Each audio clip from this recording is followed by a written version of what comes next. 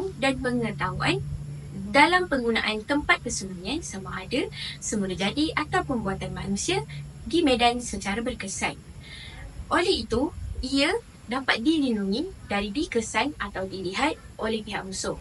Dengan terdapatnya perlindungan ini, anggota dapat bergerak tanpa dikesan oleh pihak musuh dan anggota juga dapat menggunakan senjata dengan secara efektif.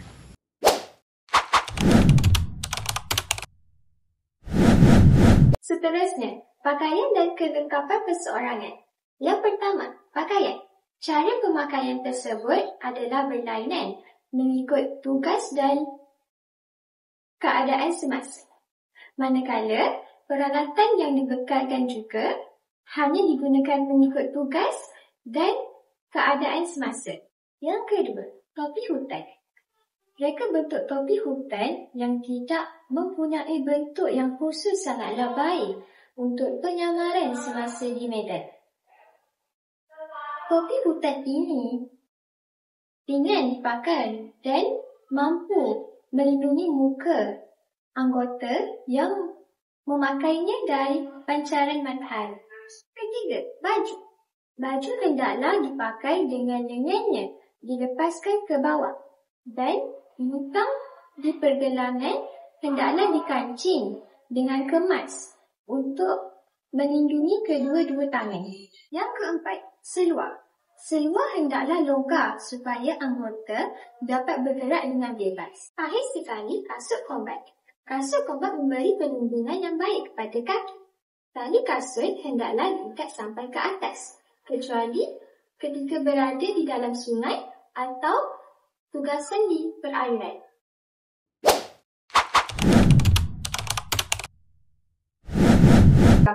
Alat kelengkapan ini digunakan semasa aktiviti di medan. Ia dibekalkan kepada setiap anggota. Alat kelengkapan asas adalah seperti berikut. Yang pertama, peralatan webbing. Peralatan webbing adalah termasuk tali pinggang. Tali pinggang mempunyai braces yang boleh diubah saiznya. Pada tali pinggang, terdapat beberapa alat yang boleh disatukan. Yang pertama adalah poncho, parang atau banner, botol air beserta sarungnya dan pil pembersih dan juga pil garam dimasukkan ke dalam sarung botol air. Yang seterusnya adalah sarung kompas.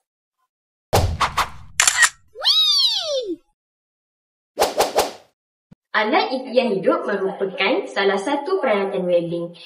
Ia mempunyai alat-alat seperti pertama, pisau penyelamat. Yang kedua, alat untuk menyalakan api seperti pemetik api atau mancis yang tahan lembab dan lilin hazemite. Yang ketiga ialah alat kelengkapan mancing dan jerat seperti tali nilon, tali tangsi, dawai jerat dan mata pancing. Yang keempat ialah beg plastik. Yang kelima, kemah dan tali kecil yang kuat. Yang keenam adalah garam. Yang ketujuh ialah alat bantuan isyarat seperti cermin dan marker panel. Selain daripada tali pinggang, beg petrol dan alat ihtiar hidup, lampu suluh jenis kecil, kertas pembersih najis juga merupakan salah satu peralatan webbing.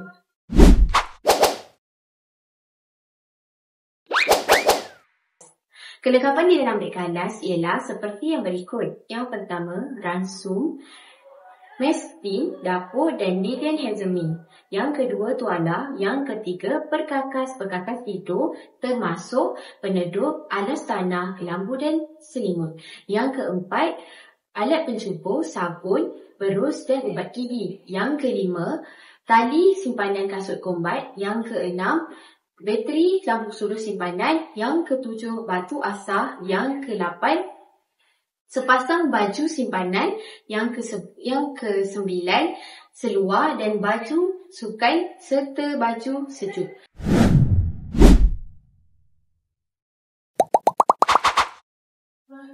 Kelengkapan yang dibawa di tubuh badan. Yang pertama, peta. Yang kedua, kompas yang diikat dengan tali dan disimpan dalam sarung. Yang ketiga, pisau lipat yang diikat dengan leyat. Yang keempat, jam tangan yang kalis air. Dan yang kelima, dis pengenalan. Yang keenam, kit melepaskan diri yang disimpan secara rahsia di dalam pakaian supaya senang digunakan jika ditawan oleh musuh. Ia mengandungi perkara-perkara berikut. Yang pertama, alat pemotong yang kecil dan tajam seperti pisau cukur. Yang kedua, dawai yang lembut atau kepingan gergaji besi. Yang ketiga, tali halus yang teguh di samping tali kasut kombat. Akhir sekali, krim penyamaran.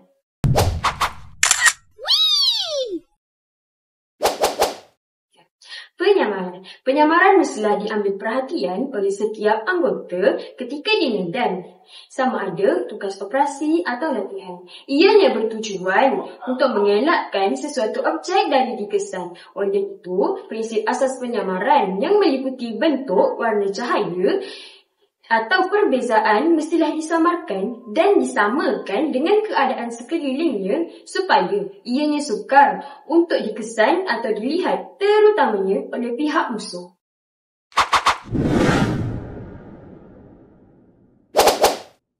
Jenis-jenis penyamaran. Yang pertama, penyamaran anggota badan. Penyamaran anggota badan adalah penting kerana bahagian anggota yang terdedah akan memancarkan cahaya serta mewujudkan perbezaan.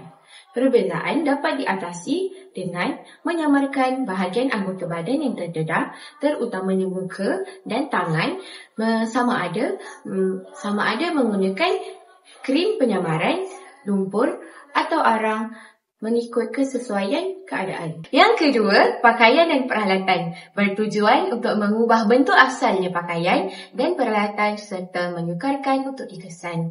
Contoh, barangan yang boleh digunakan adalah jaringan penyamaran, sebisan kain celuring, daun-daun kering serta kayu. Yang ketiga, penyamaran senjata. Penyamaran senjata dapat menghilangkan rupa bentuk dan bahagian-bahagian bercahaya yang boleh dikesan dari jauh, seperti menggunakan sebisan kain celuring dan sebagainya. Daripada menggunakan penyamaran ini, anggota perlu memastikan penyamaran tidak mengganggu keberkesanan penggunaan senjata tersebut. Yang keempat, penyamaran helmet. Ketika menggunakan helmet semasa operasi atau latihan, penyamaran perlu dilakukan kerana helmet mempunyai bentuk yang jelas. Antara penyamaran yang boleh digunakan adalah kain celuring, kain kanvas yang diubah suai menjadi penutup helmet dan daun-daun kayu.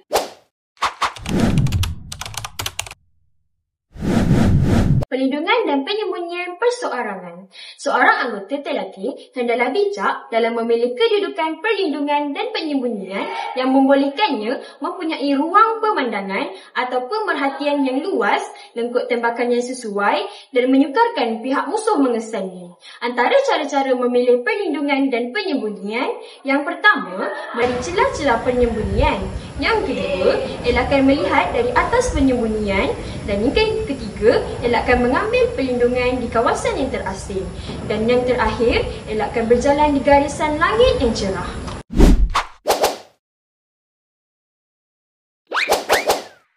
Isyarat senyap medan. Apabila sesuatu pasukan atau kumpulan menjalankan gerakan di medan, isyarat senyap medan iaitu isyarat tangan sentiasa digunakan. Ia adalah penting kepada setiap anggota dan mereka perlu faham dan tahu menggunakannya dengan betul. Ini akan menentukan kejayaan sesuatu operasi dan ia adalah suatu langkah keselamatan apabila menjalankan operasi untuk menghampiri kedudukan musuh. Pada amnya, kaedah isyarat senyap medan digunakan untuk menyampaikan maklumat dan memberi perintah secara senyap oleh anggota yang berada di hadapan kepada anggota yang di belakangnya. Cara memberi isyarat senyap medan. Yang pertama, isyarat senyap medan mestilah menggunakan tangan tanpa mengeluarkan suara. Isyarat tangan mestilah dihantar melalui orang pertama kepada anggota di belakangnya dan berterusan sehingga kepada anggota yang terakhir. Mari dan ikut saya. Tangan dihayunkan daripada belakang ke hadapan di bawah paras bahu atau atas bahu sekiranya terdapat tumbuh-tumbuhan menghalang. Ini adalah contoh. Mari dan ikut saya. Yang kedua, berhenti. Tangan diletakkan separa dengan bahu, manakala tapak tangan dibuka dan jari dirapatkan. Ini adalah contoh. Yang ketiga, musuh. Genggam tangan dan ibu jari dihalakan ke bawah. Ini adalah contoh musuh. Yang keempat, selamat. Tangan digenggam dan ibu jari menghala ke atas. Ini adalah contoh selamat. Yang kedua, jerangkap sama. Semua jari dibuka dan dihalakan ke atas seperti bentuk mangkuk. Ini adalah contoh tersebut. Yang keenam, halangan di hadapan. Tangan diluruskan sementara jari hantu berada di atas jari telunjuk dan dilubangkan. Ini adalah contoh. Yang ketujuh, penghubung radio diperlukan. Tangan digenggam dan dirapatkan ke tengah seolah-olah melalui telefon. Ini adalah contoh. Yang ke-8, perhati dan dengar. Dengan tangan diangkat ke atas serta dibengkokkan di paras bahu sambil tapak tangan dibuka dan dirapatkan ke telinga dengan keadaan jari dirapatkan. Ini adalah contoh tersebut. Yang ke-9, anggota, ketua seksyen atau penolong ketua pelaton dikehendaki. Tangan digenggam, jari mengikut pangkat diluruskan dan diletakkan di lengan tangan. Ini adalah contoh.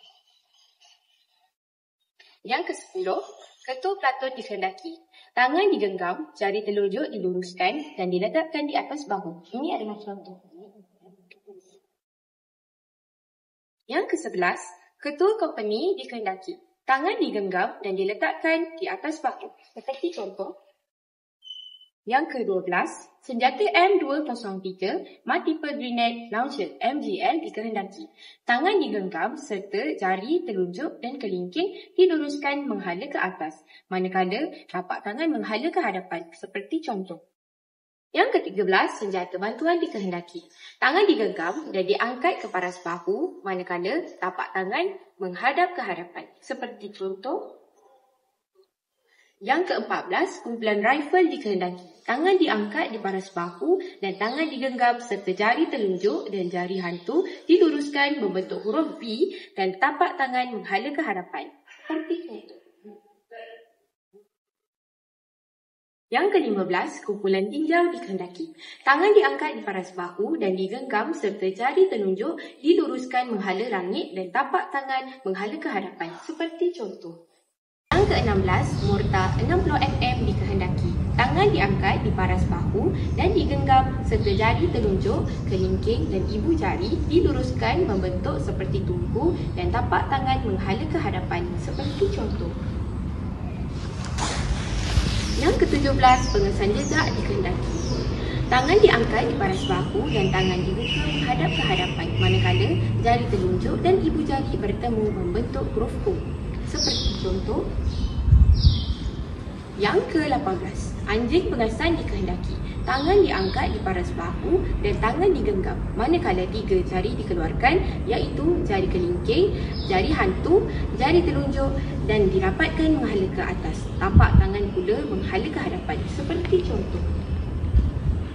Yang ke-19, perlindungan diperlukan. Tapak tangan ditepuk di atas kepala beberapa kali dengan semua jari dibuka, seperti contoh. Dan yang ke-20, simpang atau cabang.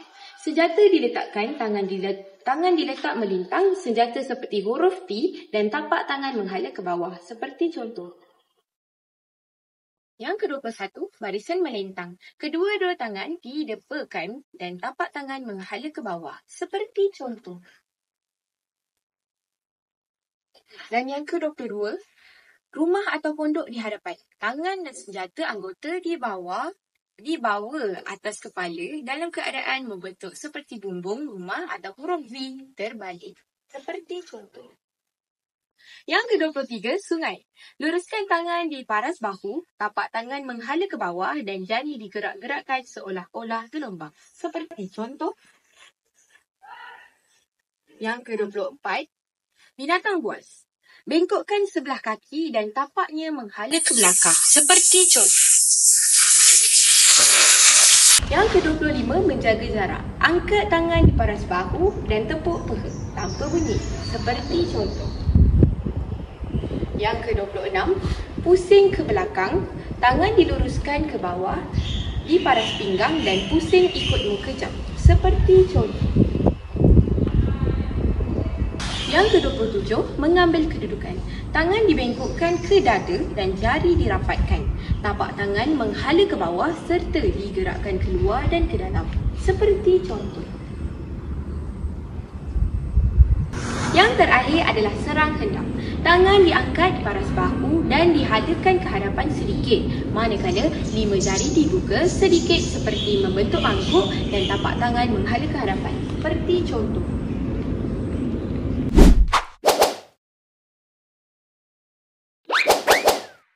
Kaedah mengagak jarak. Yang pertama, cara unit ukur. Bagi mengagak jarak, kaedah ini perlu digunakan agar dapat membayangkan jarak 100 meter di atas tanah sebagai satu unit ukuran. Cara ini boleh digunakan jika penglihatan tidak dihalang di antara pemerhati dengan objek dan ianya sesuai untuk jarak 400 meter atau kurang. Yang kedua, cara mengenal rupa. Cara ini adalah membandingkan dengan tepat saiz objek-objek dengan keadaan sekelilingnya sebelum menentukan jarak kepada objek itu. Bagi mengagak jarak dengan lebih tepat menggunakan kaedah ini, anggota-anggota memerlukan latihan yang banyak dalam keadaan tanah serta pemerhati yang berbeza. Anggota-anggota perlu diberikan peringatan bahawa sesuatu objek adalah berlainan di dalam keadaan tertentu seperti berikut. Yang pertama, objek-objek kelihatan lebih dekat dari yang sebenarnya jika berlaku keadaan-keadaan seperti berikut. A. Cahaya terang atau matahari memancar dari hadapan pemerhati. B. Ia lebih besar apabila dibandingkan dengan keadaan sekeliling. Yang kedua, objek kelihatan lebih jauh dari yang sebenarnya jika berlaku keadaan-keadaan seperti berikut. Yang A. Cahaya tidak baik atau cahaya matahari memancarkan dari arah hadapan pemerhati. B. Objek lebih kecil berbanding dengan keadaan sekeliling. Bantuan mengagak jarak. Berpadukan kepada cara menggunakan unit ukur dan mengenal rupa, bantuan mengagak jarak lain yang boleh digunakan secara berkesan adalah seperti berikut. A. Cara setengah. Pilihan satu objek atau tempat yang lebih kurang setengah jarak ke sasaran daripada pemerhati. Kemudian, anggarkan dan gandakan 2 kali. B. Cara kurungan. Caranya adalah seperti berikut. Yang pertama, anggarkan jarak yang maksimum di mana sasaran itu berlaku. Dan yang kedua, anggarkan jarak minimum di mana sasaran itu berada. Dan yang ketiga, jumlah jarak pertama tambah dengan jumlah jarak kedua dan dibahagikan 2.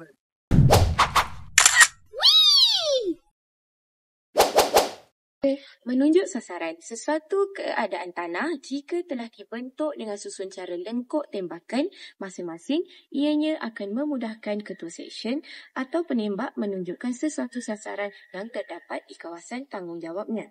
Cara ini ternyata mudah difahami dan dapat diketahui dengan cepat oleh si penembak. Cara menunjuk sasaran. Bagi menembak sesuatu sasaran, ia mestilah terlebih dahulu dikenali bagi menyenangkan pengenalan. Terdapat beberapa kaedah yang digunakan untuk menunjukkan sasaran. Cara-cara tersebut adalah seperti berikut. Pertama, cara terus. Cara ini digunakan untuk menunjukkan sasaran yang senang dikenali dan lengkok tembakan mestilah diketahui oleh semua anggota.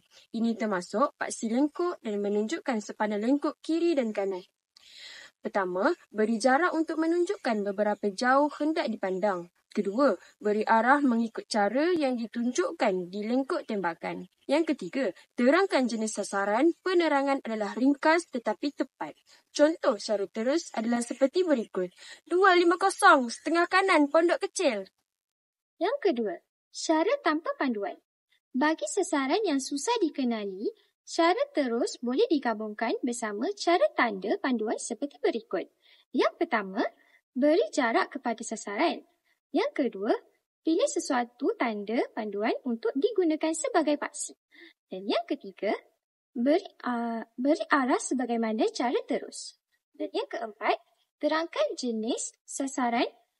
Penerangan adalah ringkas tetapi tepat. Contoh cara tanda panduan adalah seperti berikut. 300. Pokok rembun sedikit kiri, rumput kecil. Cara permukaan jam. Apabila sasaran susah hendak dikenali, cara permukaan jam untuk menunjukkan sasaran adalah cara yang baik untuk digunakan. Tanda panduan yang diterangkan di perenggan adalah digunakan dan permukaan jam adalah diumpamakan terletak di tengah-tengah jam di atas tanda panduan tersebut. Bayangkan satu garisan lurus dari tanda panduan ke sasaran sebagaimana kita membaca jam. Contohnya, 200 pondok kiri, pukul 8 kelompok batu. Cara sudut tangan. Kebiasaannya, cara ini digunakan bersama dengan cara tanda panduan atau cara permukaan jam. Contoh cara sudut tangan adalah seperti berikut. 200 pokok kiri, pukul 8, lebih kurang 70 mil, rumput